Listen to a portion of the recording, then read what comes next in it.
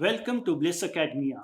मैं विशाल आज आपके साथ फिर से गांधीयन टीचिंग एंड प्रैक्टिसेस के पार्ट 3 के कुछ सवालों के साथ आया हूँ, जो कि आने वाले हमारे जो अलाइड सर्विसेज है, नायब तहसीलदार है, एचएस का एग्ज़ाम है, उसके अंदर बहुत ही ज़्यादा नेशनल मूवमेंट के क्वेश्चंस के अंदर बहुत ही ज़्यादा रोल जो है वो प्ले करता है।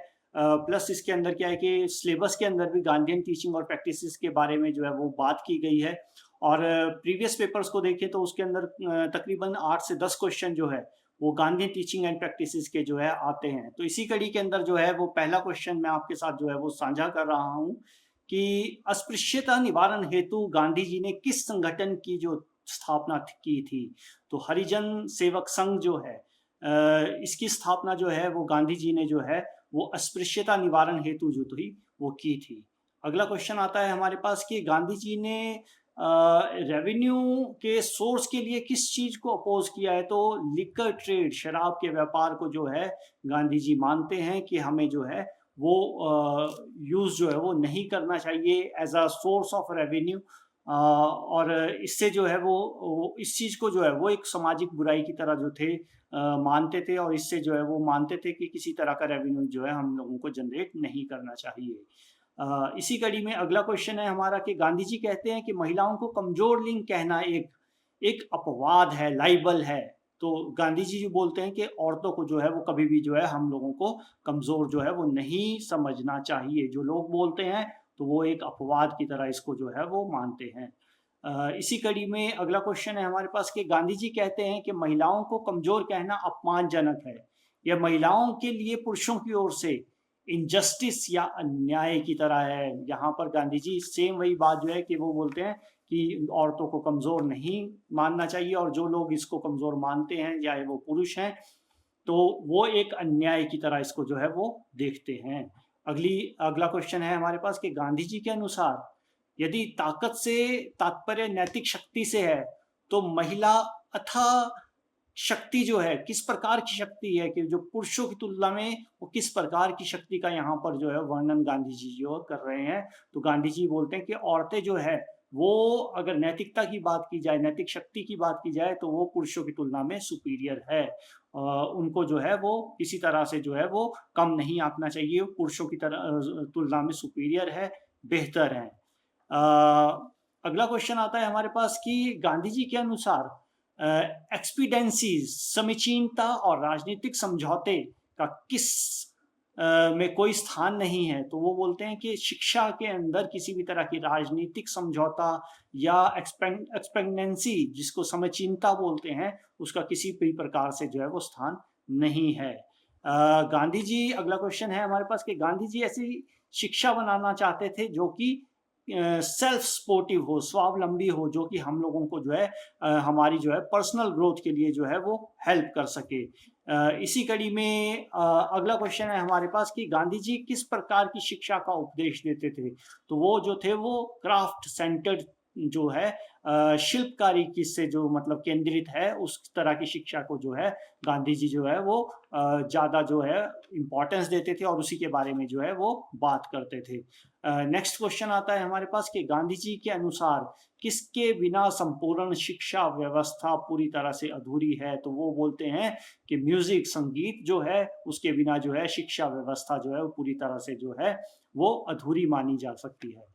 अगला क्वेश्चन जो है वो भी इसी से रिलेटेड है कि गांधी जी कहते हैं कि क्रोध को कैसे शांत किया जा सकता है। तो यहाँ पर भी जो है वो संगीत के द्वारा, म्यूजिक के द्वारा जो है गांधी जी मानते हैं कि क्रोध को जो है वो शांत किया जा सकता है।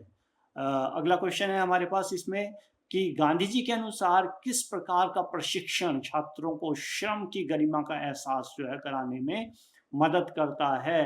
तो क्राफ्ट वर्क, शिल्प के आधारित, शिल्प पर आधारित जो काम है वो जो है वो छात्रों को जो है उनकी गरिमा को बढ़ाने का जो है एहसास या फिर उनको जो है एक कॉन्फिडेंस जो है वो देता है। अगला क्वेश्चन आता है हमारे पास कि फिनिक्स सेटलमेंट की शुरुआत कब की गई थी। तो 1904 के अंदर जो था फिनिक्स सेटलमेंट जो था वो शुरू किया गया था। नेक्स्ट क्वेश्चन भी इसी से रिलेटेड है कि कहाँ पर फिनिक्स सेटलमेंट को जो था वो स्थापित किया गया था। तो साउथ अफ्रीका के अंदर जो था फिनिक्स सेटलमेंट को जो था वो स्थापित किया गया था। अगला क्वेश्चन आता है हमारे पास कि जो टॉल्स्टॉय फार्म था, गांधी जी ने किस प्रकार की एक्सपेरिमेंटल इंस्टीट्यूशन जो था इसमें की थी, कि मतलब कि इसमें इस इंस्टीट्यूशन में किस तरह का एक्सपेरिमेंट की बात जो थी वो गांधी जी ने की थी। तो इसके अंदर जो था शिक्षा से रिलेटेड जो थी वो बात गांधी जी जो है वो करते हैं। अगला क्वेश्चन आता है हमारे पास कि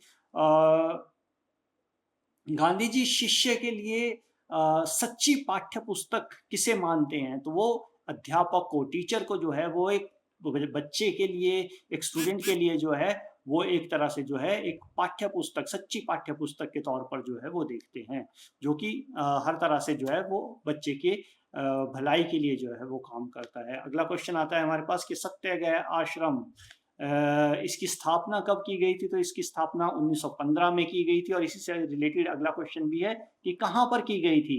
तो इसकी स्थापना जो है वो 1915 में अहमदाबाद के अंदर जो थी वो की गई थी। अगला क्वेश्चन आता है हमारे पास कि गांधी जी के अनुसार साहित्यिक शिक्षा का कोई महत्व नहीं है यदि वह एक ध्वनि चरित्र का निर्माण करने में सक्षम नहीं है। तो यहाँ पर अगर आप एक अच्छे चरित्र की बात करते हैं तो वो बात जो है वो बोलते हैं कि इसमें जो है वो आदमी को जो है वो खुद काम करना पड़ेगा, ना कि कहीं लिटरेचर के थ्रू जो है वो इस तरीके का काम जो है वो हम कर सकते हैं, या लिटरेचर पढ़कर हमारा जो है करेक्टर जो है वो बिल्ड नहीं किया जा सकता है। इसके लिए हम लोगों को जो है अपने चरित्र निर्माण के ऊपर जो है वो काम करना होगा। इसी कड़ी में अगला क्वेश्चन आता है हमारे पास कि 1937 के अंदर वर्धा में राष्ट्रीय शिक्षा सम्मेलन का क्या आउटकम निकला था? तो इसके द्वारा जो था, जो ये सम्मेलन हुआ था, तो उसमें बेसिक एजुकेशन की जो थी वो बात जो थी वो की गई थी। इसको वर्धा सम्मेलन भी जो है वो हम लोग जो है वो बोलते हैं। वर्धा सम्मेलन के अंदर जो आउटकम निकल कर आया था, तो वो आउटकम जो था वो बेसिक एजुकेशन के ऊपर जो था वो निकल कर आया था। अगला क्वेश्चन आता है, ये क्वेश्चन पहले भी बहुत सारे एग्जाम्स के अंदर आ चुका है कि गांधी जी ने अपनी नई शिक्षा नीति को क्या नाम दिया था? तो नई तालीम के नाम से जो था उन्होंने अपनी नई शिक्षा नीति को जो था वो इंट्रोड्यूस किया था। अगला क्वेश्चन आता है हमारे पास कि गांधी जी के अनुसार शिक्षा का माध्यम क्या होना चाहिए? तो मदर टंग, मातृभाषा के अंदर वो बोलते हैं कि हम लोगों को शिक्षा प्रदान करनी चाहिए, तभी जो है वो ज़्यादा से ज़्यादा लोग जो हैं इसको ग्रहण कर पाएंगे और हम लोगों को जो है वो डेवलपमेंट जो है वो मिल पाएगी। अगला क्वेश्चन है हमारे पास कि गांधी जी के अनुसार ग्राम स्वराज के माध्यम से प्राप्त किया जा सकता है स्वदेशी को प्राप्त करने के लिए हम लोगों को जो है वो ग्राम स्वराज्य जो है वो स्थापित करना पड़ेगा, तभी जो है हम स्वदेशी जो है वो प्राप्त कर पाएंगे। इसके साथ अगला क्वेश्चन आता है हमारे पास कि गांधीवादी दर्शन के प्रभाव से भारत में उत्पन्न हुआ आंदोलन कौन सा है? तो भूदान आंदोलन जो है। अगले तीन क्वेश्चन जो है वो इसी मूवमेंट से रिलेटेड है। तो गांधीवादी फिलॉसफी से जो था इंस्पायर जो था ये मूवमेंट हम लोग जो है वो देखते हैं। अगला क्वेश्चन आता है कि ट्रस्टीशिप का कंसेप्ट, गांधी जी का जो ट्रस्टीशिप कंसेप्ट था, जिसके अंदर जो था वो अपनी चीज़ों को जो था वो दूसरों को जो है वो एक तरह से जो है वो दान करने की बात जो थी वो की गई थी। तो वो ट्रस्टीशिप का कंसेप्ट जो है वो किस आंदोलन में हम लोगों को जो है वो देखने को मिलता है? तो वो भी जो है वो हम लोगों को भूदान आंदोलन के अंदर देखने को मिलता है। और लास्ट क्वेश्चन हमारे पास है वो भी भूदान आंदोलन से है कि 1951 में, अप्रैल 1951 के अंदर, 1951 के अंदर जो है विनोबा भावे जो थे, उन्होंने जो था भूदान आंदोलन जो था वो कहाँ से जो था वो शुरू किया था? तो तेलंगाना के अंदर जगह है नलगोंडा, वहाँ से जो है वो हम लोग जो है वो देखते हैं कि भूदान आंदोलन का प्रारंभ जो था विनोबा भावे ने किया था। इसी कड़ी के अंदर अगला एक वीडियो मैं आपके साथ जल्द ही शेयर करूंगा जो कि गांधीयन टीचिंग एंड प्रैक्टिसेस के ऊपर होगा। और उम्मीद करता हूं कि आने वाले अलाइड सर्विसेज के अंदर जो है वो आपके ये वीडियो जो है और क्वेश्चंस जो जितने मैं आपके साथ शेयर कर रहा हूँ गांधीयन टीचिंग के, वो काम आएंगे और आपके जो है स्कोर को जो है वो ज़्यादा बढ़ाने में जो है वो बहुत ज़्यादा हेल्प करेंगे। और अगर आपके पास इस वीडियो से रिलेटेड किसी तरह के जो है वो सुझाव हो तो आप कमेंट बॉक्स में शेयर कर सकते हैं। और नेक्स्ट वीडियो के लिए आप प्लीज़ चैनल को सब्सक्राइब कीजिए ताकि जो है वो जल्द से जल्द हिमाचल करंट अफेयर्स और गांधीयन टीचिंग्स के बारे में जो है मैं और वीडियो आप लोगों के साथ जो है वो शेयर कर सकूँ। Thank you so much.